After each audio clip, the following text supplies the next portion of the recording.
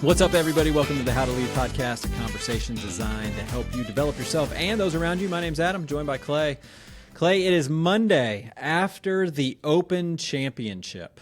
You and I, born back in the 1900s, we remember that this thing used to be called the British Open, but now, as my son corrected me yesterday, it's now just called the Open Championship. Are you okay with that, or does it bother you? I am. No, it doesn't bother me. So, yeah. Are you okay? The only I didn't even know they changed it. I may have known about that, but it's a little bit like Ohio State calling themselves the Ohio State University. Yeah. It's like, who do you think you are? A quick story, Adam. Have you been to the Open? No. So 2001, this caused me and some friends to text about this. 2001, I was studying at Oxford University. It was just like a study abroad program. And a couple friends of mine, we went to the Open. This was the one at Royal Lytham St. Anne's. And what was one of the coolest parts of it was David Duval, who was a Georgia Tech graduate. He won the Open that year, and we were Georgia Tech students. So that was pretty fun for us to get to follow him. Yeah. So we were there on Sunday, followed him around. My buddy Kevin Price was working for, he was co-oping for a bakery in Atlanta. He was doing a lot of supply chain purchasing for them, and they had sent him over for the summer to they have a factory in the UK. So we were all studying. He was there. So he had a rental car. He was like a big grown-up with a rental car and a job. And he picked us up at the train station. We drove to the golf tournament. I sent them this. It was a tweet. I don't even know what we call them now. Is it an X? A post on X? Yeah. I call them where they tweets. showed after the British Open is done, they just leave the course open and you can just walk back through the course and take pictures on the greens and out of the pot bunkers. And it's kind of wild. But anyway, so I sent them that post and said, or you can go look for car keys, because that's what we had to do, because Kevin lost his car keys.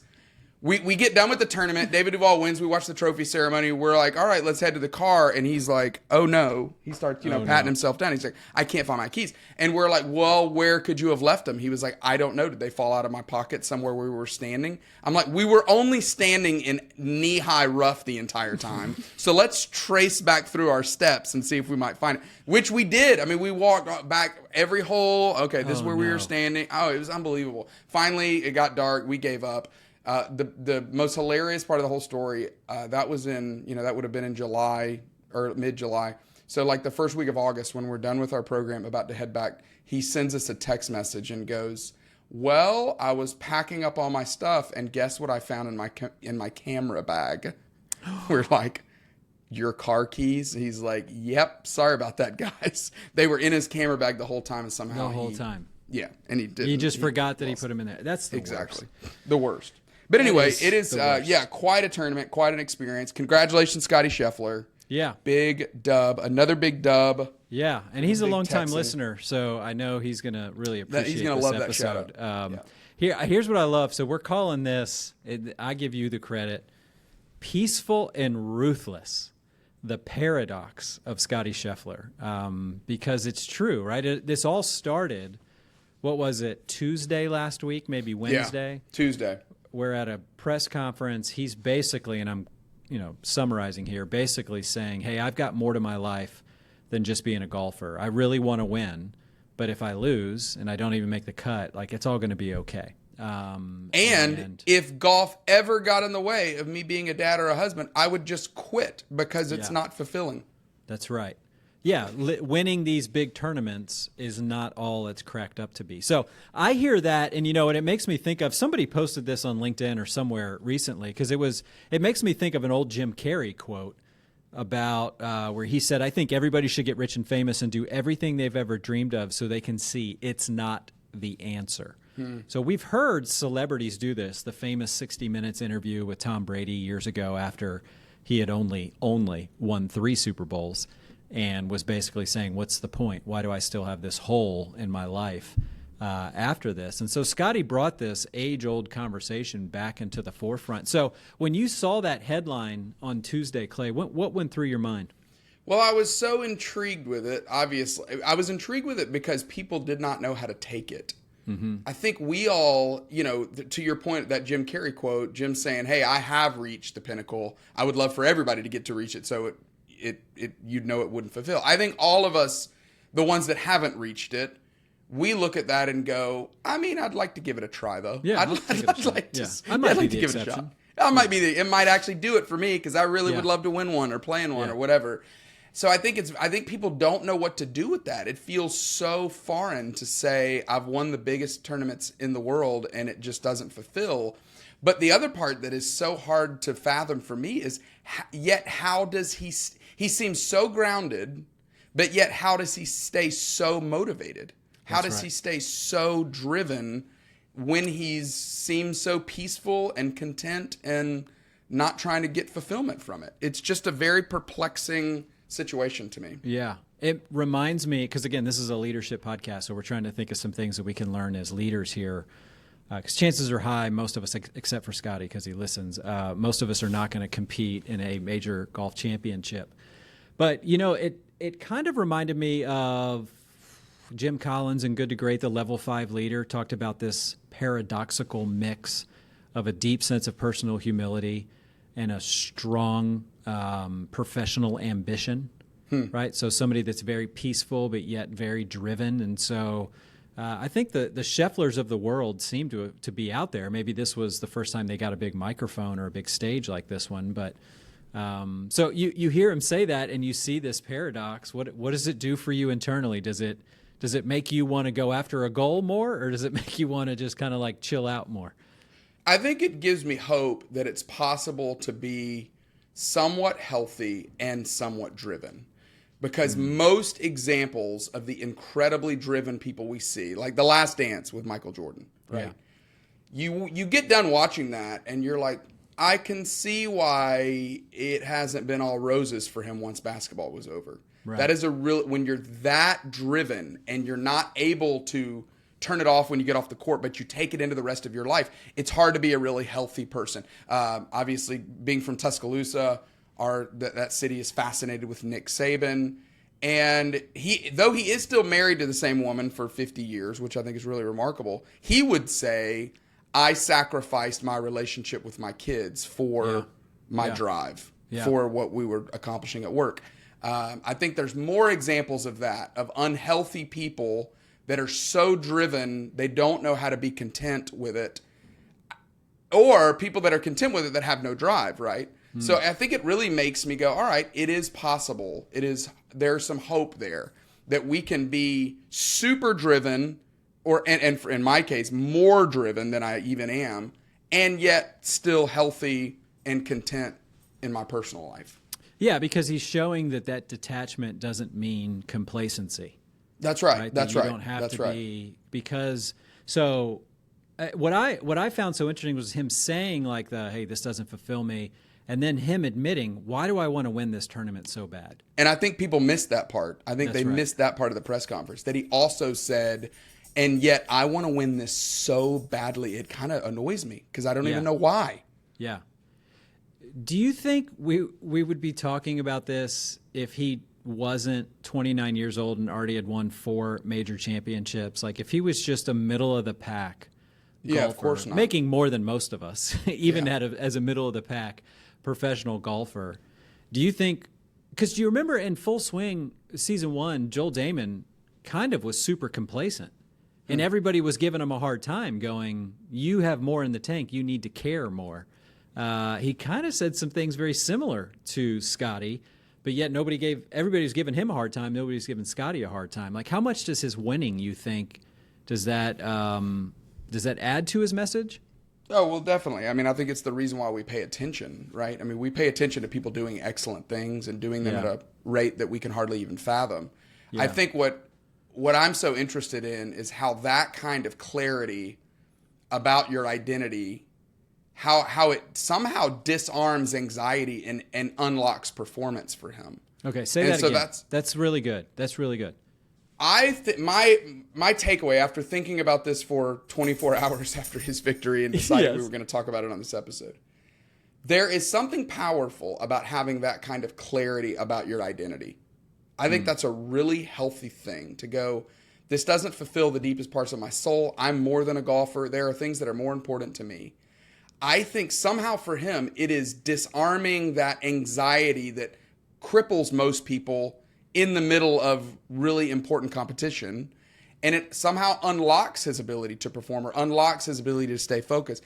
I believe they're connected. I believe, though it seems like a paradox and they seem unrelated, my hope is that they are connected, that the clarity of identity does somehow could give us the ability to perform even better. That's my hope. Yeah, and maybe this gets a little spiritual, a little too ooey gooey, but it's like when you are chasing after a big goal, not to fill a void, but more out of an overflow. Yeah, that's right. An incredibly, and I'll say this in a good way, that's a dangerous person there who is pursuing a drive not to try to prove somebody wrong, not to try to make a name for themselves, but just because they feel so full, it's like I got to keep going. This is that's awesome. Great. Yeah, as opposed to I'm not. It's the reason why I hope it would fuel any generosity that we do as a family. That we don't. Yeah. We're not doing this because we feel guilty. We're doing it because we feel accountable. Yeah. Because we feel responsible. Because we've been blessed. I'm not going to work to try to find my fulfillment. I'm bringing my fulfillment to work, and I'm working even harder. I'm even more determined because I have it already. That's the hope. Yeah, and I think that's probably a little bit of what Collins was seeing in those organizations that he was studying in Good to Great, was these men and women that were coming and giving as out of an overflow, not as a way to try to make a name for themselves or fill a void or prove dad wrong or whatever it is, that may be motivating some of that. It is also, and I might be a little biased just because I just wrote a chapter about this for my book, but it is a great reminder about the power of detaching yourself from outcomes and focusing on inputs over outputs. Do you see that connection there too, or is that just me? Well, for sure, because he talks about, that was another thing he talked about in that press conference, is that I love getting up early in the morning and going and practice as much as I love the competition.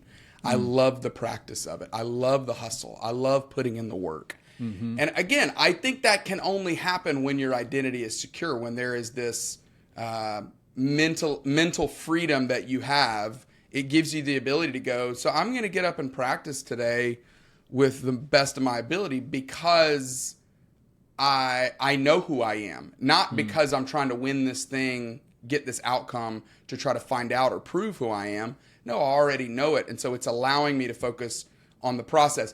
And to your point, if the outcome comes, great. If the outcome doesn't come, that doesn't really change me, which I think seems like what he's trying to say. And I think that internal pressure that we try to put on ourselves or that gets put on us, it's certainly more damaging. It's damaging to us in the way we perform, our ability to perform. And I think that somehow that the assurance of the identity gives a freedom to, or at least is a release valve of that internal pressure. Yeah. What's up, podcast listeners? We'll be right back. We wanted to take a moment. This is not an ad, so to speak, right? Nobody's paying for this. Not a paid ad. No. Not a paid ad. We're just doing this. But the thing is, though, if they wanted to, we would accept payment. We would. But listen, we've written books. We like to read books. And there are two friends of the podcast that have recently written books and put them out there for the world to consume and to take note of. And so we wanted to highlight a few. So, Clay, what should we add to our summer list? Well, I've got two for you. Here's the first one. It's called Everybody Leads by Tim Lupinacci. Yes. Very Italian last name. Yes. Tim is not Italian.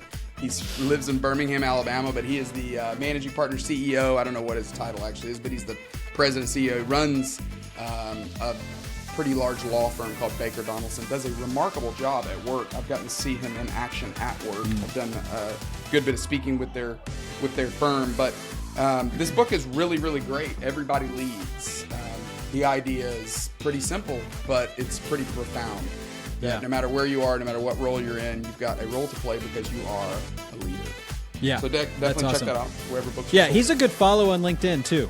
Go check him out on LinkedIn. He's putting out some really good content on that. Tim Lupinacci. All right, Tim, and then you got another one. Yep. This one's by a good friend of mine named Chris Carneal. Chris is the founder, CEO, president. I get all those confused of what people are, but I should have looked it up beforehand. But Chris started a company called Booster. They do fundraisers at elementary schools. Wildly popular, wildly successful organization that he started. But he's really into virtue-driven business. How do we create a business that really is virtue-driven? How timeless principles build winning cultures. But Chris is a tremendous guy, so much energy, such an authentic, real, really great leader. But check that out. That one, the difference in weight. One of these, the Everybody Leads, is substantial. The virtue-driven business is substantial within its content, but it is light. It's a fairly light, pretty easy to pick up and read. That's good. One is for the beach, and the other is for when you're trying to go to bed at night. There you go. There you go. Those two. Awesome. Well, good. All right. Let's get back to the episode. Yeah. So, we've said the word identity a few times, and there may be some of our listeners that are going, okay, great. What is that again? Like, how do I know where I am basing my identity right now? I think I know what you mean. I think I could understand what Scottie was saying on a few of those, of being a husband and a father, being a friend, being a good son, being a good brother. He talks about his sister a lot. So I think I understand that. But what would you say to that? Like, somebody who's listening right now, where should they go looking to see where their identity is right now? Well, yeah, to your point, this is where my faith really informs my identity. I believe that you have that your Creator has already put an identity on you. And anytime someone ascribes an identity to you, it's more times than not, it's more powerful than the identity we place on ourselves. When someone, and obviously you can do that in a damaging way. When somebody puts a label on you, that's really damaging, right? Yeah. But when someone ascribes to you, this is who you are, right? And maybe you had a parent do that, or a grandparent. Maybe you've had a boss do that, to say, hey, you're better than this. You are good at doing this. That when they ascribe that to us, there's something powerful there. I think of the simple quote from Kurt Vonnegut that you are more than a human doing, you are a human being, right? Yeah. You're not a human doing, you're a human being. That there is, we're not just what we do, but your identity transcends whatever it is that you do. And when that happens, I think that kind of mindset can really, and Scottie's a great example of this, it seems, it can really fuel greatness. Yeah, for sure. I mean, listen, accomplishment and ambition, it feels good. It feels good to accomplish goals and all that kind of stuff. And you can feel proud of that. For me personally, the identity stuff, to me, it just comes down to like relationships. Like, it's my relationship to someone. Yeah, that's good. Is what really helps. So those identities of husband, father, friend, brother, sister. Yeah, they're not, that's a good point, that those are not just titles. Yeah. Those are important relationships that I'm in that help me define who I am. That's right. And when I have a great day at work, I come home, the real identity is right there. This is what these three other people sitting around that dinner table, what they think about me. That's the stuff. And I think that, all the pictures, and I posted one of them on LinkedIn here this morning, all these great pictures at the end of that medal ceremony, or the award ceremony, him holding one of the most iconic trophies in the sport, and it's kind of set on the ground to the side as he's playing with his son. Now, obviously, his son's really cute, as a very cute age, walking around like he's just drank a six-pack, because he's just learning how to walk, and he looks like a fraternity kid on a Saturday night. But right. But it's cute and funny. But there's something very symbolic about this is over here, this is my identity, that I think is deeply profound and allows him to stay grounded. There's one of my favorite tweets that I saw. It was the picture of that you just mentioned. And it's a person named Claire Rogers that tweets a lot about golf. And she said, families that I see most often, number 1, the Schefflers. Number 2, my own family, which I thought was just fantastic, right? Because we're just watching this child grow up in these trophy ceremonies because we see him so often. Let me throw in a contrast, Adam. Yeah, let's do it. Have you worked with a leader, or what in your mind happens when a leader can't separate his or her own worth from outcomes? Yeah. Well, what do you experience? Yeah, there's on one far extreme, there's it's just depression, despondent, learned helplessness. I just give up because you just realize I'm on a treadmill and this is going nowhere. Yeah. I think in the near term, there can be some real letdowns after accomplishment. You can feel pretty great for 15 or 20 minutes, and then there's almost like a real severe depression that settles in as the existentialism of it all. You're just like, or the nihilism of it all. You're just like, this means nothing. Right. So those are on that negative side. Those are some things that I see, just an insatiable hunger that's not, it's beyond hustle culture. It's beyond ambition. It's like, no, this is you still think you're going to be the exception. And once you achieve something, it's going to fulfill. So those are some things I see. That's what comes to mind for me. How about you? I would say you got on one side the despondency, to your point, the nihilism, the Ecclesiastes. This is all just pissing into the wind, right? Yeah. On the far side, you've got this person that is just squeezing every ounce of everything out of everyone, right? That they'll never be satisfied, and therefore every relationship they're in is just a means to help them get their own or find their own worth. So if you've ever had a boss like this, if you've ever had a coworker like this, these are some of the most dangerous, in the negative way, not in the positive way you used it earlier, some of the most dangerous people at work, because they end up projecting their own struggle of finding worth and identity and outcome onto you. Yeah. And you just become a utility. You become a means to their end, which they're never actually going to find, because they haven't woken up to the realization that Jim Carrey, Tom Brady, Scottie Scheffler have woken up to, that it doesn't really actually fulfill. Yeah. So it is a dangerous case. Yeah. Yeah. And I think, some of the things hit home. You and I, we still have professional ambitions and things that we're chasing after. I've just turned in a manuscript for The Fog of Work last week, and I want that to do well. And, there's goals and projections and things that I want to be able to achieve. And it's just such a great reminder that even if the wildest dream comes true on these professional things, it's not going to fill a void that's there. And those things come from other sources. Obviously, you and I have men of faith that comes from our relationship with God, our relationship with our families, all that kind of stuff. And so it's kind of a good gut check, as we're think about what are you chasing right now. If you get that thing, it's not gonna fulfill. There's gonna be something else that's there, and so it's a good time. These are some great conversations to have with your team right now. Yeah, I agree. Just some ways to use this great example. I mean, that's why I put out there this morning is like trying to find something to say about Scottie, and I just on LinkedIn just said, hey, listen, he took us all to school this weekend. It was a great lesson. What'd we learn? And that's a great conversation you can have. It's just, were you paying attention? What'd you learn? What are you learning from him? What's running through your mind as you watch his example? Let me summarize this, if I can, with a couple. I've got a couple statements and a couple questions. I'll start with the questions. Are you chasing peace through achievement, or are you showing up with peace that fuels achievement? You got to decide that. And your book is a great example. Am I chasing some kind of outcome, or am I showing up with a peace that I've done everything that I can do and I've worked really hard in the process, that's going to free me up to be able to experience some potential achievement? But even if I don't, am I willing to be okay? And then secondly, what would it look like to prepare as serious as Scottie seems to prepare, but care less about your ego? Is it possible to invest as much energy into the process of writing the book as it is in the emotional connection to how the book does, right? And what that may or may not say about you. Sorry to put those in such context for your situation, Adam, but you brought it up yourself. No, I appreciate it. It's good. At least one person got something out of this episode. And then I'll leave with just this one statement. Wanting to win isn't wrong, but wanting to win to feel worthy is exhausting. Man, that's so good. Let's just remember that. There's nothing wrong with wanting to win. That's great. I think it's in us to want to win, but wanting to win to feel worthy will leave you utterly exhausted. He's 29. And he taught us a ton this weekend. So hats off to him.